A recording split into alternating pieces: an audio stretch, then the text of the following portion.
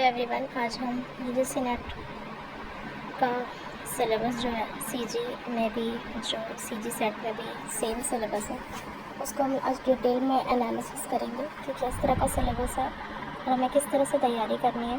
तो पहला पेपर का ये सिलेबस है, तो हम लोग देखेंगे इसमें इस पेपर में क्या क्या चीज़ें हैं। पहला है the main objective is to assess the teaching and research capabilities of candidate. इसमें रिसर्च और टीचिंग कैपेबिलिटीज़ कैंडिडेट का जांचा जाएगा। तो इसके लिए एप्टीट्यूड्स रहेंगे, क्वेश्चंस रहेंगे एप्टीट्यूड्स की, जो कि रिलेटेड टू मेंटल एप्टीट्यूड भी रहेगा, कॉग्निटिव एबिलिटीज़ से रिलेटेड क्वेश्चंस रहेंगे, कॉम्प्रिहेंसिव क्वेश्चंस रहेंगे, इवैल्यूएशन से संबंधित भी क्वेश्चंस रहेंगे और कुछ आर्ग्यूमेंट्स भी रहेंगे। तो ये सब को मिला जुला के एक एनालिसिस किया जाएगा कि आप किस तरह से सक्षम हैं कि नहीं हैं यूजीसी नेट क्लियर करने के लिए या फिर सेट क्लियर करने के लिए। तो ये देखा जाएगा इस पेपर में। तो चलिए हम और आगे दिया हुआ है कि इसमें हम लोग ये भी देखेंगे कि किस तरह का टीचिंग अवेयरनेस है हायर एजुकेशन से संबंधित। इस तरह से भी क्वेश्चंस आएंगे। इसमें नेचर और इन्वायरमेंट से रिलेटेड भी क्वेश्चंस आ सकते हैं। तो हम यूनिट वाइज इसको देखेंगे। पहला यूनिट है टीचिंग एप्टीट्यूड। टीचिंग एप्टीट्यूड में क्या रहेगा? Teaching concept, objective, level of teaching, memory, understanding and reflective. तो ये टीचिंग से रिलेटेड कॉन्सेप्ट है। जैसे आपने उन्हें सी टेट दिया होगा या सी जी टेट दिया होगा, उसमें जो आपने पढ़ा है, इसमें learners characteristics of adolescent and adult learner. ये जो टीचिंग एप्टीट्यूड सिर्फ छोटे बच्चों का नहीं, ये बड़े बच्चों का भी देखा जाएगा। इसके बाद आगे हम लिखेंगे academic, social, emotional and cognitive individual difference. So individual difference से संबंधित भी इसमें क्वेश्चंस आएंगे कि किस तरह से अगर छात्र अलग अलग कैटेगरी के हैं तो किस तरह से आपकी टीचिंग होनी चाहिए। Factor that affecting teaching related to teacher, learner, support material. Teaching से रिलेटेड इसमें बहुत सारी चीज़ें पूछी जाएगी। नेक्स्ट है method of teaching. Higher education देने के लिए टीचिंग का जो मेथड है वो भी पूछा जाएगा इसमें। Teaching support system, traditional, modern and ICT base. तो इसमें ट्रेडिशनल मेथड भी और मॉडर्न मेथड भी, ये भी पूछा जाएगा। इवैल्यूएशन सिस्टम भी रहेगा। और इस तरह से सारा मिला जुला के हायर एजुकेशन, तो अगर हम मिला जुला के देखें तो ये सारा सिलेबस जो है ये टीचिंग से रिलेटेड रहेगा कि किस तरह से हायर एजुकेशन में हमें टीचिंग देनी है।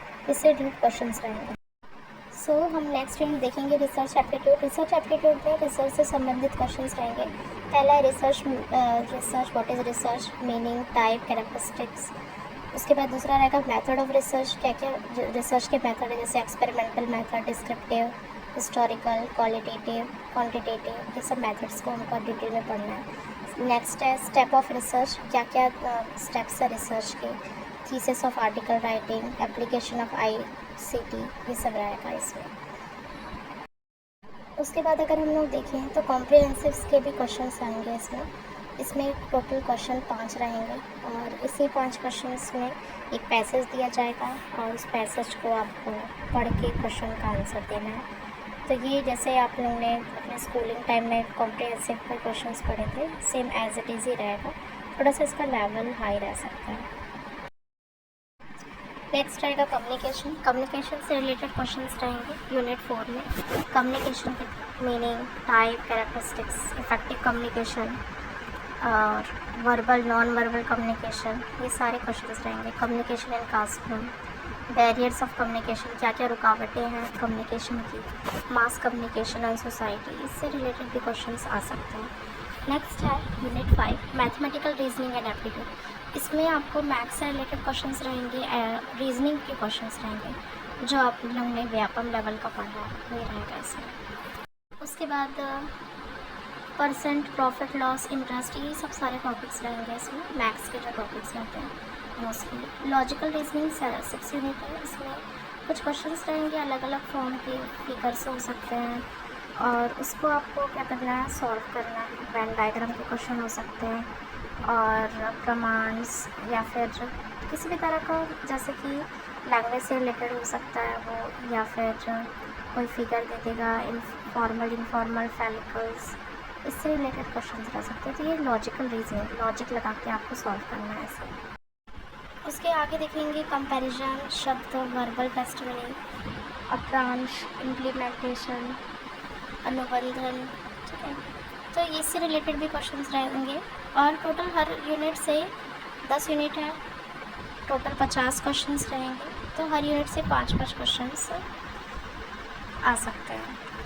और उसके बाद हम देखेंगे डाटा इंटरप्रिटेशन। डाटा इंटरप्रिटेशन में इसमें एक ग्राफ दिया जाएगा या कोई चार्ट दिया जाएगा, इससे रिलेटेड क्वेश्चंस रहेगा और उसको सॉल्व करके आपको क्वेश्चन को बनाना है। इसमें टोटल 5 क्वेश्चंस रहेंगे, तो ये भी आप कर सकते हैं। उसके साथ में देखेंगे इंफॉर्मेशन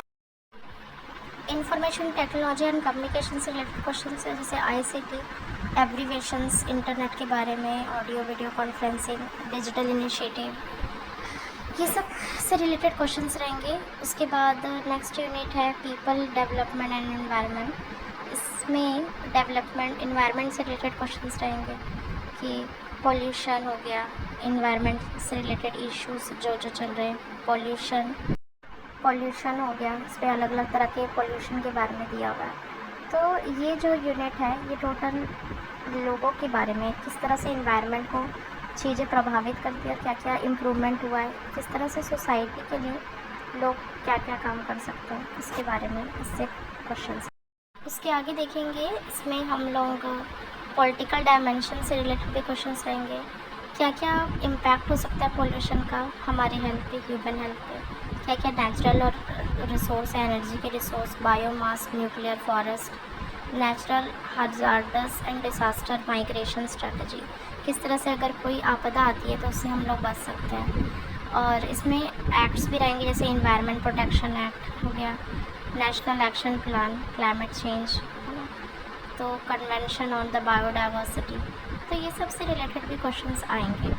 और आपको हर चीज़ अच्छे से डिटेल में इसके बारे में पढ़ना है। जो जो टॉपिक दिया हुआ है सभी टॉपिक को आपको एक एक टॉपिक को कवर करना है, तभी आप इसके पेपर सॉल्व कर सकते हैं ईज़िली। उसके बाद हम लास्ट यूनिट देखेंगे हायर एजुकेशन सिस्टम, तो इसे भी देख लेते हैं। उसके बाद देखेंगे लास्ट यूनिट का क्वेश्चन है institution of higher learning and education in ancient India. पहले के टाइम में क्या सिस्टम था, क्या किस तरह से हायर एजुकेशन का इवोल्यूशन हुआ, है ना, oriental and conventional and non conventional learning programmes. और इसमें हम लोग ये भी देखेंगे कि किस तरह से प्रोफेशनल, टेक्निकल और स्किल बेस्ड एजुकेशन आज के टाइम में बहुत ज़्यादा प्रचलित है। वैल्यू एजुकेशन, एनवायरनमेंट एजुकेशन, ये बहुत ज़्यादा ज़रूरी है आज की डेट में। पॉलिटिक्स, गवर्नमेंट एंड एडमिनिस्ट्रेशन, तो इसी तरह के क्वेश्चंस आएंगे। और आई होप ये वीडियो आपके लिए यूज़फुल होगा। Please like my channel and subscribe my video so that I will recommend more videos.